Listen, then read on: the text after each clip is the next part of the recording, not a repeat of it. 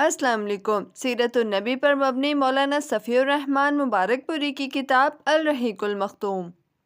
حلف الفضول۔ اس جنگ کے بعد ایک حرمت والے مہینے ذی القعدہ میں حلف الفضول پیش آئی۔ چند قبائل قریش یعنی بنی ہاشم، بنی مطلب، بنی اسد بن عبد العزیٰ، بنی زہرہ بن کلاب اور بنو تیم بن مرہ نے اس کا اہتمام کیا۔ یہ لوگ عبداللہ بن جدعان تیمی کے مکان پر جمع ہوئے کیونکہ وہ سن و شرف میں ممتاز تھا، اور آپس میں عہد و پیمان کیا کہ مکہ میں جو بھی مظلوم نظر آئے گا، خواہ مکہ کا رہنے والا ہو یا کہیں اور کا، یہ سب اس کی مدد اور حمایت میں اٹھ کھڑے ہوں گے اور اس کا حق دلوا کر رہیں گے۔ اس اجتماع میں رسول اللہ صلی اللہ علیہ وآلہ وسلم بھی تشریف فرما تھے، اور بعد میں شرف رسالت سے مشرف ہونے کے بعد فرمایا کرتے تھے، میں عبداللہ بن جدعان کے مقام پر ایک ایسے معاہدے میں شریک تھا کہ مجھے اس کے عوض سرخ اونٹ بھی پسند نہیں، اور اگر دور اسلام میں اس عہد و پیمان کے لیے مجھے بلایا جاتا تو میں لبیک کہتا۔ اس معاہدے کی روح عصبیت کی تہ سے اٹھنے والی جاہلی حمیت کے منافی تھی۔ اس معاہدے کا سبب یہ بتایا جاتا ہے کہ ضبط کا ایک آدمی سامان لے کر مکہ آیا اور عاص بن وائل نے اس سے سامان خریدا، لیکن اس کا حق روک لیا۔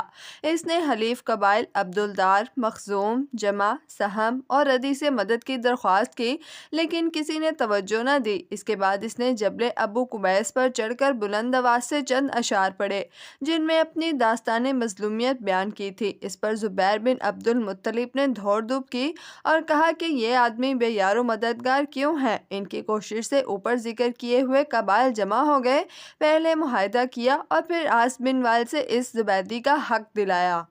جفا کشی کی زندگی۔ نوجوانی میں رسول اللہ صلی اللہ علیہ وآلہ وسلم کا کوئی معین کام نہ تھا، البتہ یہ خبر متواتر ہے کہ آپ صلی اللہ علیہ وآلہ وسلم بکریاں چراتے تھے۔ آپ صلی اللہ علیہ وآلہ وسلم نے بنی سعد کی بکریاں چرائیں اور مکہ میں بھی اہل مکہ کی بکریاں چند قیرات کے عوض چراتے رہے۔ 25 سال کی عمر ہوئی تو حضرت خدیجہ رضی اللہ تعالی عنہا کا مال لے کر تجارت کے لیے ملک شام تشریف لے گئے۔ ابن اسحاق کا بیان ہے کہ خدیجہ بنت خولید ایک معزز، مالدار اور تاجر خاتون تھی۔ لوگوں کو اپنا مال تجارت کے لیے دیتی تھیں اور مزاربت کے اصول پر ایک حصہ طے کر لیتی تھیں۔ پورا قبیلہ قریشی تاجر پیشہ تھا۔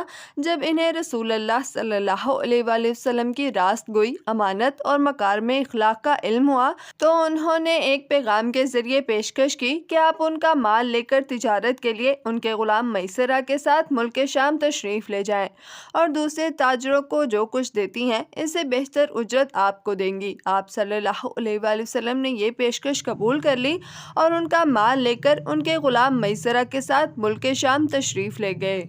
حضرت خدیجہ رضی اللہ تعالیٰ عنہ سے شادی۔ جب آپ مکہ واپس تشریف لائے اور حضرت خدیجہ رضی اللہ تعالیٰ عنہ نے اپنے مال میں ایسی امانت و برکت دیکھی جو اس سے پہلے کبھی نہ دیکھی تھی، اور ادھر ان کے غلام میسرہ نے آپ کی شیریں اخلاق، بلند پایہ کردار، موزوں انداز فکر، راست گوئی اور امانت دارانہ طور طریقوں کے متعلق اپنے مشاہدے بیان کیے تو حضرت خدیجہ کو اپنا گم گشتہ گوہر مطلوب دستیاب ہو گیا۔ اس سے پہلے بڑے بڑے سردار اور رئیس ان سے شادی کے خواہاں تھے، لیکن انہوں نے کسی کا پیغام منظور نہ کیا تھا۔ اب انہوں نے اپنے دل کی بات اپنی سہیلی نفیسہ سے کہی، اور نفیسہ نے جا کر نبی کریم صلی اللہ علیہ وآلہ وسلم سے گفت و شنید کی۔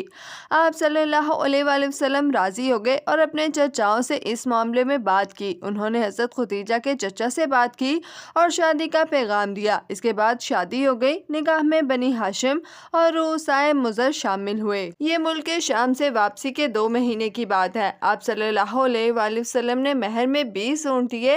اس وقت حضرت خدیجہ رضی اللہ تعالیٰ عنہ کی عمر 40 سال تھی، اور وہ نسب و دولت اور سوجھ بوجھ کے لحاظ سے اپنی قوم کی سب سے معزز اور افضل خاتون تھی۔ یہ پہلی خاتون تھی جن سے رسول اللہ صلی اللہ علیہ وآلہ وسلم نے شادی کی، اور ان کی وفات تک کسی دوسری خاتون سے شادی نہیں کی۔ ابراہیم کے علاوہ رسول اللہ صلی اللہ علیہ وآلہ وسلم کی بقایا تمام اولاد انہی کے بطن سے تھی۔ سب سے پہلے قاسم حسین پیدا ہوئے اور انہی کے نام پر آپ صلی اللہ علیہ وآلہ وسلم کی کنیت ابو القاسم پڑی۔ پھر زینب، رقیہ، ام کلثوم، فاطمہ اور عبداللہ پیدا ہوئے۔ عبداللہ کا لقب طیب اور طاہر تھا۔ آپ صلی اللہ علیہ وآلہ وسلم کے سب بچے بچپن ہی میں انتقال کر گئے، البتہ بچیوں میں سے ہر ایک نے اسلام کا زمانہ پایا، مسلمان ہوئیں اور ہجرت کے شرف سے مشرف ہوئیں، لیکن حضرت فاطمہ رضی اللہ تعالیٰ عنہ کے سوا باقی سب کا انتقال آپ صلی اللہ علیہ وآلہ وسلم کی زندگی ہی میں ہو گیا۔ حضرت فاطمہ کی وفات آپ کی رحلت کے 6 ماہ بعد ہوئی۔ کعبے کی تعمیر اور حجر اسود کے تنازع کا فیصلہ۔ آپ صلی اللہ علیہ وآلہ وسلم کی عمر کا 35واں سال تھا کہ قریش نے نئے سرے سے خانہ کعبہ کی تعمیر شروع کی۔ وجہ یہ تھی کہ کعبہ صرف قد سے کچھ اونچی 4 دیواری کی شکل میں تھا۔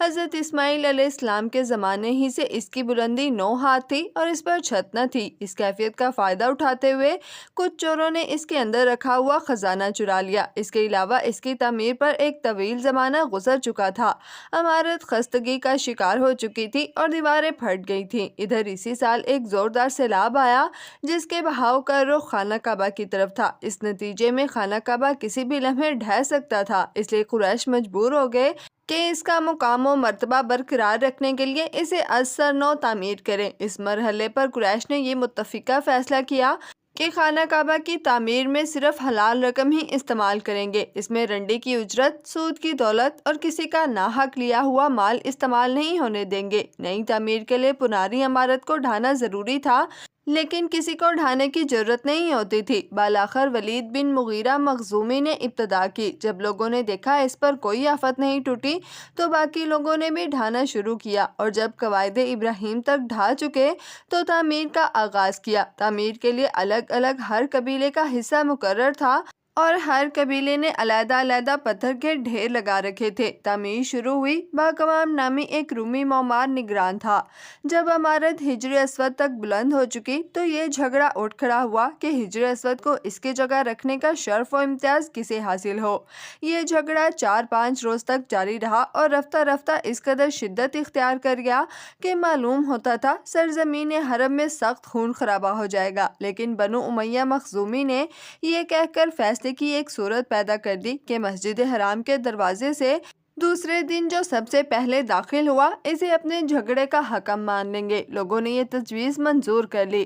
اللہ کی مشیت کہ اس کے بعد سب سے پہلے رسول اللہ صلی اللہ علیہ وآلہ وسلم تشریف لائے۔ لوگوں نے آپ صلی اللہ علیہ وآلہ وسلم کو دیکھا تو چیخ پڑے کہ ھذا الامین و رضینہ، ھذا محمد، یہ امین ہے، ہم ان سے راضی ہیں، یہ محمد رسول اللہ صلی اللہ علیہ وآلہ وسلم ہے۔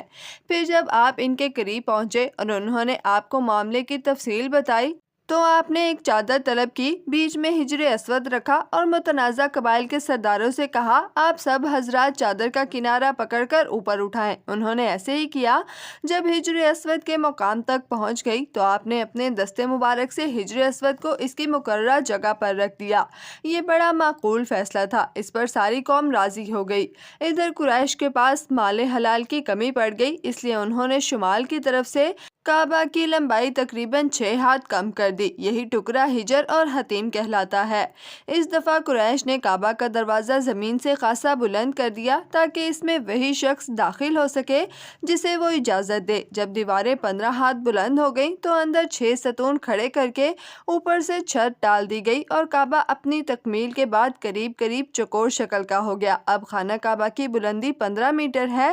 حجر اسود والی دیوار اور اس کے سامنے کی دیوار یعنی جنوبی اور شمالی دیواریں 10-10 میٹر ہیں۔ حجر اسود مطاف کی زمین سے 1.5 میٹر کی بلندی پر ہے۔ دروازے والی دیوار اور اس کے سامنے کی دیوار یعنی پورب اور پچھم کی دیواریں 12-12 میٹر ہیں۔ دروازہ زمین سے 2 میٹر بلند ہے۔ دیوار کے گرد نیچے ہر 4 جانب سے ایک بڑے ہوئے کرسی نما ضلع کا گھیرا ہے جس کی اوسط اونچائی 25 سینٹی میٹر اور اوسط چوڑائی 30 سینٹی میٹر ہے۔ اسے شاذ روان کہتے ہیں۔ یہ بھی دراصل بیت اللہ کا جز ہے، لیکن قریش نے اسے بھی چھوڑ دیا تھا۔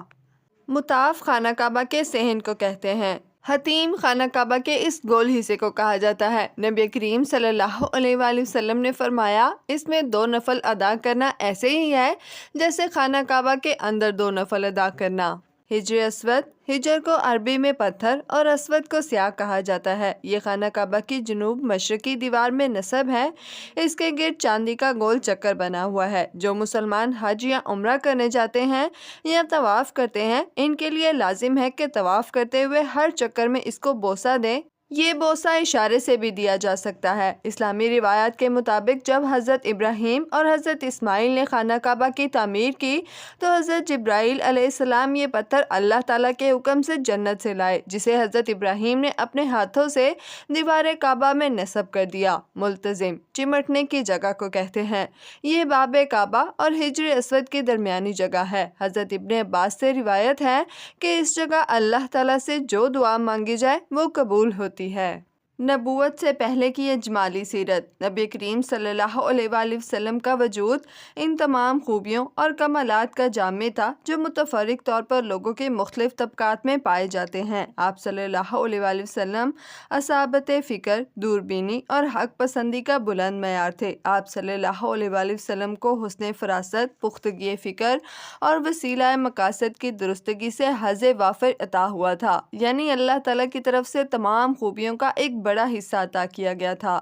نبی کریم صلی اللہ علیہ وآلہ وسلم اپنی طویل خاموشی سے مسلسل غور و خوض، دائمی تفکیر اور حق کی کرید میں مدد لیتے تھے۔ نبی کریم صلی اللہ علیہ وآلہ وسلم نے اپنی شاداب عقل اور روشن فطرت سے زندگی کے صحیفے، لوگوں کے معاملات اور جماعتوں کے احوال کا مطالعہ کیا اور جن خرافات میں یہ سب لت پت تھیں ان سے سخت بیزاری محسوس کی۔ چنانچہ آپ صلی اللہ علیہ وآلہ وسلم نے ان سب سے دامن کش رہتے ہوئے پوری بصیرت کے ساتھ لوگوں کے درمیان زندگی کا سفر طے کیا، یعنی لوگوں کا جو کام اچھا ہوتا اس میں شرکت فرماتے، ورنہ اپنی مقررہ تنہائی کی طرف پلٹ جاتے۔ چنانچہ آپ صلی اللہ علیہ وآلہ وسلم نے شراب کو کبھی منہ نہ لگایا، آستانوں کا ذبح نہ کھایا اور بتوں کے لیے منائے جانے والے تہواروں اور میلوں ٹھیلوں میں کبھی شرکت نہ کی۔ آپ صلی اللہ علیہ وآلہ وسلم کو شروع ہی سے ان باطل معبودوں سے اتنی نفرت تھی کہ ان سے بڑھ کر آپ کی نظر میں کوئی چیز مقبوض نہ تھی، حتیٰ کہ لات و عزیٰ کی قسم کھانا بھی آپ کو گوارا نہ تھا۔ اس میں شبہ نہیں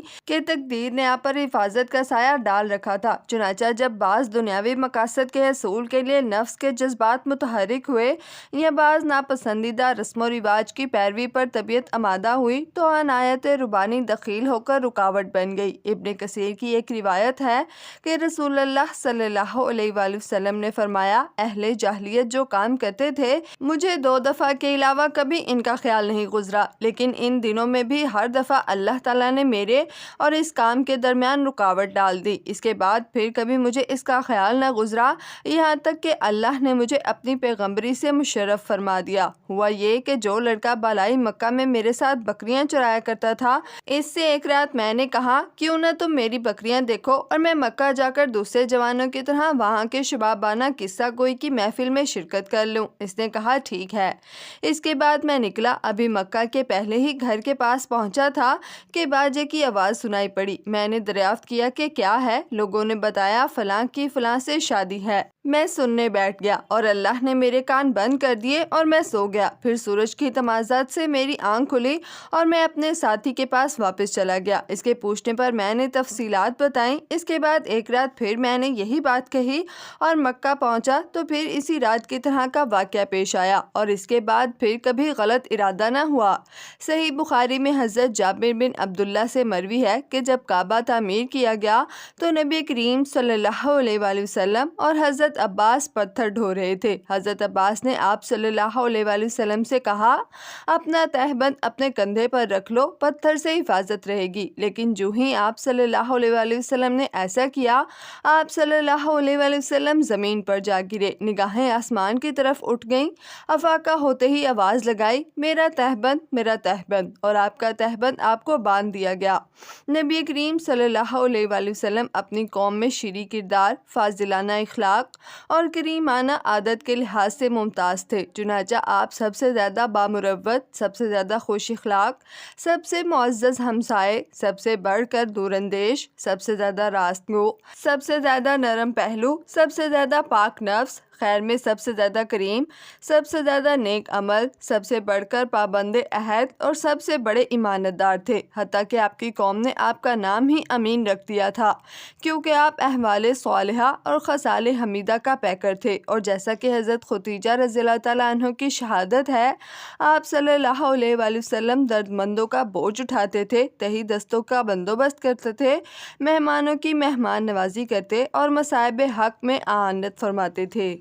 نبوت و رسالت کی چھاؤں میں غار حرا کے اندر رسول اللہ صلی اللہ علیہ وآلہ وسلم کی عمر شریف جب 40 برس کے قریب ہو چلی اور اس دوران آپ صلی اللہ علیہ وآلہ وسلم کے اب تک کے معاملات نے قوم سے آپ صلی اللہ علیہ وآلہ وسلم کا ذہنی اور فکری فاصلہ بہت وسیع کر دیا تھا، تو آپ صلی اللہ علیہ وآلہ وسلم کو تنہائی محبوب ہو گئی۔ چنانچہ آپ صلی اللہ علیہ وآلہ وسلم ستو اور پانی لے کر مکہ سے کوئی 2 میل دور کوہ حرا کے غار میں جا رہتے۔ یہ ایک مختصر سا غار ہے جس کا طویل 4 گز اور عرض پورے 2 گز ہے۔ یہ نیچے کی جانب گہرا نہیں ہے بلکہ ایک مختصر راستے کے بازو میں اوپر کی چٹانوں کے باہم ملنے سے ایک کوتل کی شکل اختیار کیے ہوئے ہے۔ آپ صلی اللہ علیہ وآلہ وسلم جب یہاں تشریف لے جاتے تو حضرت خدیجہ بھی آپ صلی اللہ علیہ وآلہ وسلم کے ہمراہ جاتی اور قریب ہی کسی جگہ موجود رہتی۔ آپ صلی اللہ علیہ وآلہ وسلم رمضان بھر اس غار میں قیام فرماتے، آنے جانے والے مسکینوں کو کھانا کھلاتے اور بقایا اوقات میں اللہ تعالیٰ کی عبادت میں گزارتے، کائنات کے مشاہدے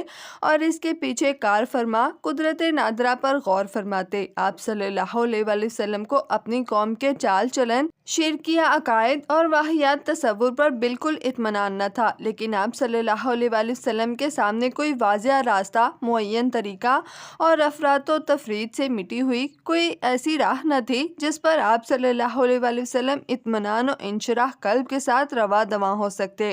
آپ صلی اللہ علیہ وآلہ وسلم کی یہ تنہائی پسندی بھی در حقیقت اللہ تعالیٰ کی تدبیر کا ایک حصہ تھی۔ اس طرح اللہ تعالیٰ آپ صلی اللہ علیہ وآلہ وسلم کو آنے والے کار عظیم کے لیے تیار کر رہا تھا۔ در حقیقت جس روح کے لیے بھی یہ مقدر ہو کہ وہ انسانی زندگی کے حقائق پر اثر انداز ہو کر ان کا رخ بدل ڈالے، اور اس کے لیے ضروری ہے کہ زمین کے مشاغل، زندگی کے شور اور لوگوں کے چھوٹے چھوٹے ہم و غم کی دنیا سے کٹ کر کچھ عرصے کے لیے الگ تھلگ اور خلوت نشین رہے۔ ٹھیک اسی سنت کے مطابق جب اللہ تعالیٰ نے محمد رسول اللہ صلی اللہ علیہ وآلہ وسلم کو امانت کبریٰ کا بوجھ اٹھانے، روئے زمین کو بدلنے اور خط تاریخ کو موڑنے کے لیے تیار کرنا چاہا، تو رسالت کی ذمہ داری عائد کرنے سے 3 سال پہلے آپ صلی اللہ علیہ وآلہ وسلم کے لیے خلوت نشینی مقدر کر دی۔ آپ صلی اللہ علیہ وآلہ وسلم اس خلوت میں 1 ماہ تک کائنات کی آزاد روح کے ساتھ ہم سفر رہتے اور اس وجود کے پیچھے چھپے ہوئے غیب کے اندر تدبر فرماتے، تاکہ جب اللہ تعالیٰ کا اذن ہو تو اس غیب کے ساتھ تعامل کے لیے مستعد رہیں۔ جبرائیل وحی لاتے ہیں۔ جب آپ صلی اللہ علیہ وآلہ وسلم کی عمر 40 برس ہو گئی اور یہی سن کمال ہے اور کہا جاتا ہے کہ یہی پیغمبروں کی بعثت کی عمر ہے، تو زندگی کے افق کے پار سے آثار نبوت چمکنا اور جگمگانا شروع ہوئے۔ یہ آثار خواب تھے۔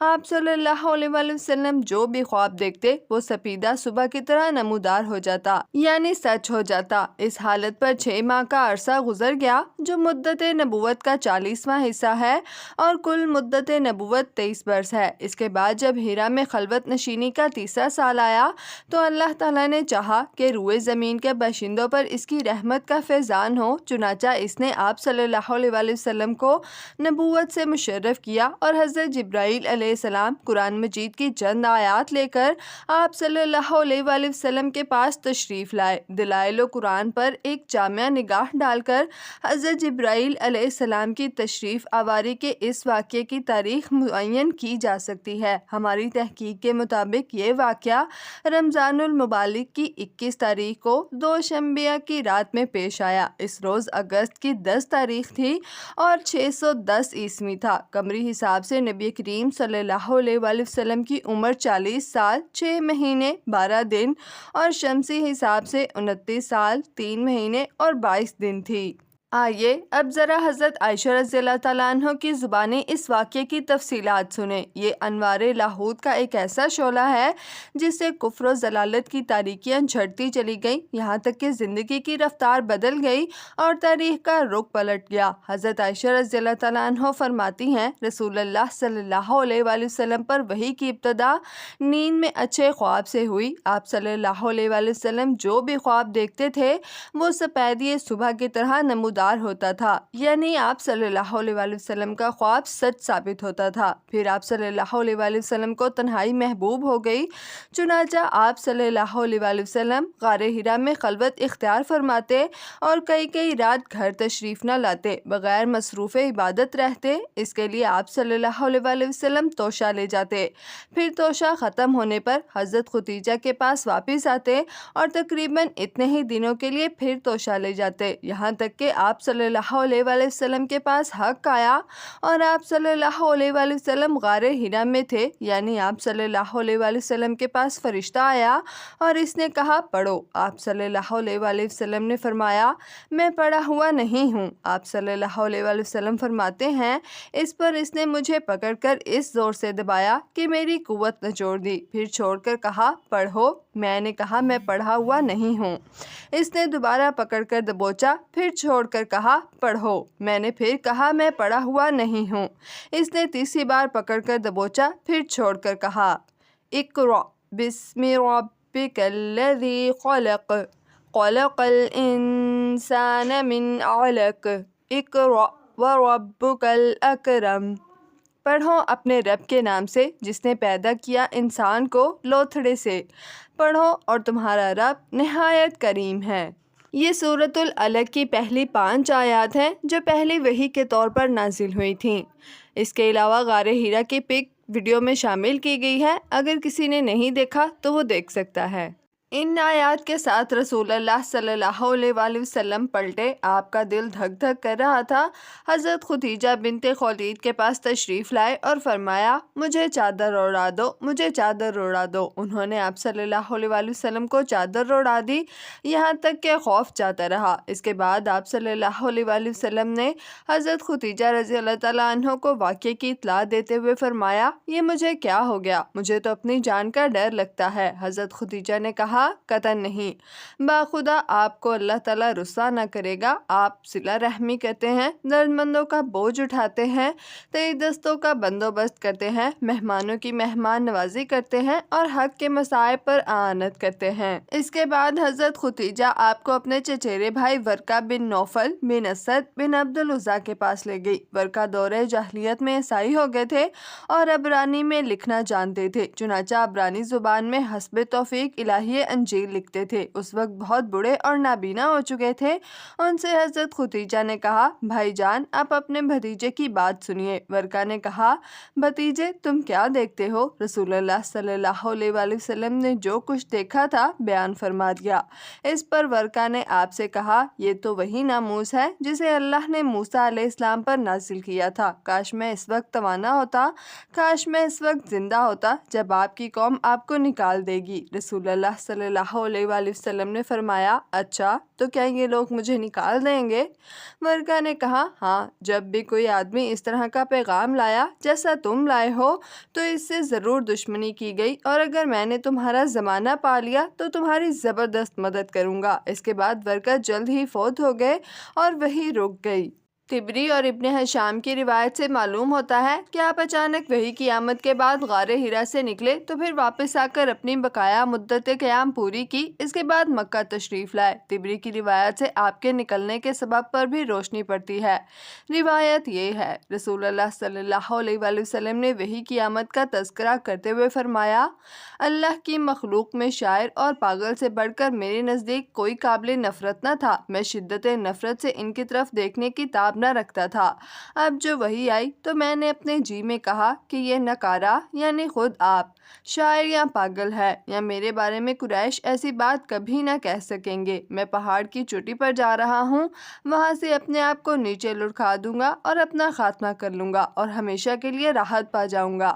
آپ صلی اللہ علیہ وآلہ وسلم فرماتے ہیں کہ میں یہی سوچ کر نکلا، جب بیچ پہاڑ پر پہنچا تو آسمان سے ایک آواز سنائی دی اے محمد رسول اللہ صلی اللہ علیہ وآلہ وسلم، تم اللہ کے رسول ہو اور میں جبریل ہوں۔ آپ صلی اللہ علیہ وآلہ وسلم کہتے ہیں کہ میں نے آسمان کی طرف اپنا سر اٹھایا، دیکھا تو جبریل ایک آدمی کی شکل میں افق کے اندر پاؤں جمائے کھڑے ہیں اور کہہ رہے ہیں، اے محمد تم اللہ کے رسول ہو اور میں جبریل ہوں۔ آپ فرماتے ہیں کہ میں وہیں ٹھہر کر جبریل کو دیکھنے لگا اور اس شغل نے مجھے میرے ارادے سے غافل کر دیا۔ اب میں نہ آگے جا رہا تھا نہ پیچھے، البتہ اپنا چہرہ آسمان کے افق میں گھما رہا تھا اور اس کی جس گوشے پر بھی میری نظر پڑتی تھی جبریل اسی طرح دکھائی دیتے تھے۔ میں مسلسل کھڑا رہا، نہ آگے بڑھ رہا تھا نہ پیچھے، یہاں تک کہ ختیجہ نے میری تلاش میں اپنے قاصد بھیجے اور وہ مکہ تک جا کر پلٹ آئے، لیکن میں اپنی جگہ کھڑا رہا۔ پھر جبریل چلے گئے